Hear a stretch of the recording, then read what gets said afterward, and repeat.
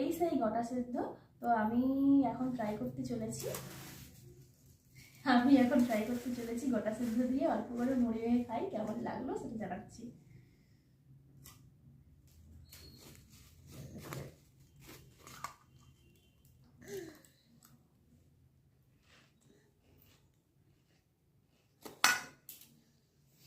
ভালো করতে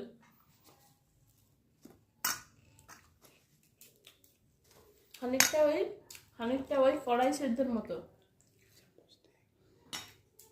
খানিকটা ওই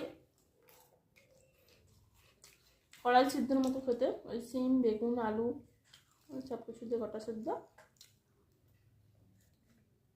ভালো হবে। তোমরা ট্রাই করে দেখতে পারো।